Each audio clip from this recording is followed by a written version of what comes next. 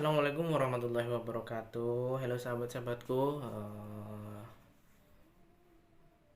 Kembali berjumpa bersama saya Wahid Slamet. Kali ini saya akan membahas presentasi yang berkesinambungan antara presentasi yang awal yang kemarin-kemarin. Kalian bisa melihat di awal presentasi, dan ini presentasi yang selanjutnya. Oke. Terus tonton channel ini dan support channel ini untuk menjadi cerdas bersama-sama. Oke guys, simak terus. Oke, kali ini kita akan membahas tentang syikok dan pembatalan nikah.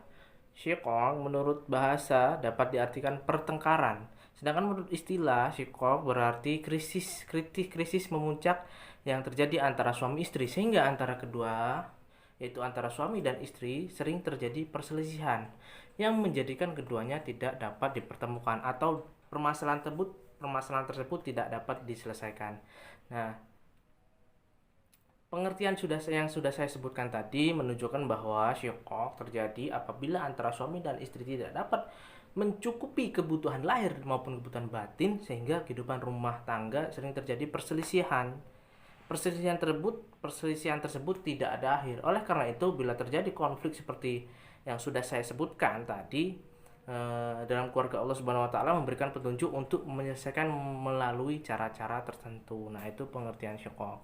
Nah, yang terakhir yaitu tentang pembatalan perkawinan. Oke. Baik, saya akan sedikit menjelaskan apa itu pembatalan perkawinan. Nah, pembatalan perkawinan itu jadi perkawinan yang akan selama kita mau nikah itu dibatalkan. Nah, perkawinan batal apabila satu, yang pertama guys, suami melakukan perkawinan sedang ia tidak berhak melakukan akad nikah karena sudah mempunyai 4 orang istri, sekalipun salah satu di antaranya itu dalam iddah atau talak raj'i. Nah, itu tidak boleh, maka perkawinan atau perkawinannya otomatis batal. Nah, yang selanjutnya, yang B, itu seseorang menikahi bekas istrinya yang telah dili'annya. Nah, ini tidak boleh guys, berarti perkawinannya ini batal secara otomatis. Nah, yang ketiga atau yang C, seseorang menikahi bekas istrinya yang pernah dijatuhi talak 3 olehnya, kecuali bila bekas istrinya tersebut pernah menikah dengan pria lain yang kemudian bercerai lagi ba'da al-dukhul dan dari pria tersebut dan telah habis masa iddahnya. Apabila seseorang orang nih A dan si B ini ingin menikahi si A, sedangkan si A ini sudah terkena talak 3. Nah, ini tidak boleh sebelum dia menikah lagi dengan orang lain. Begitu guys. Yang D, yaitu perkawinan dilakukan antara 2 orang yang mempunyai hubungan darah, semenda dan sesusuan sampai derajat tertentu yang menghalangi perkawinan. Menurut pasal 8 Undang-Undang Nomor 1 tahun 1974 guys. Nah, ini menurut pasal yang saya sebutkan tadi. Yang pertama, berhubungan darah dalam garis keturunan lurus ke bawah atau ke atas, ini tidak boleh, maka batal perkawinan. Yang kedua, berhubungan darah dalam garis keturunan menyamping dengan saudara orang tua dan antara seseorang di antara saudara neneknya, itu tidak boleh guys. Nah, yang ketiga, berhubungan semenda, yaitu mertua, anak tiri, menantu, dan ibu atau ayah tirinya guys.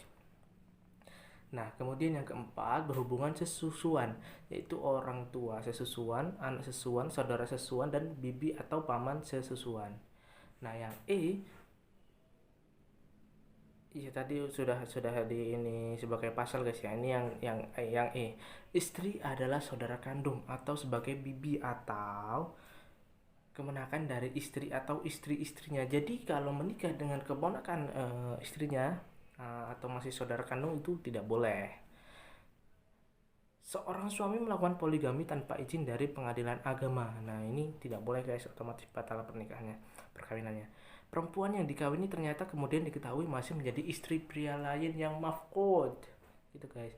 Yang C, perempuan yang dikawini ternyata masih dalam iddah dari suami lain, ini juga tidak boleh guys. Nah, kemudian yang D, perkawinan yang melanggar batas umur perkawinan sebagai ditetapkan dalam pasal 7 Undang-Undang Nomor 1 tahun 1974. Yang E, perkawinan dilangsungkan tanpa wali atau dilaksanakan oleh wali yang tidak berhak.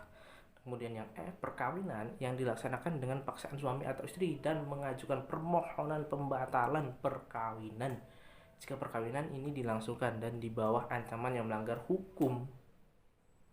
Apabila ancaman telah berhenti dan dalam jangka waktu 6 bulan, setelah itu masih tetap hidup sebagai suami istri dan tidak menggunakan haknya untuk menggunakan permohonan pembatalan, maka haknya gugur, guys. Ini tidak boleh. Nah, jadi itu tadi yang sudah saya jelaskan. Semoga bermanfaat. Apabila saya salah kata ataupun salah tingkah ataupun ada sebagainya yang saya disengaja ataupun tidak disengaja, saya mohon dimaklumi, guys. Wassalamualaikum warahmatullahi wabarakatuh. Sampai jumpa di video berikutnya.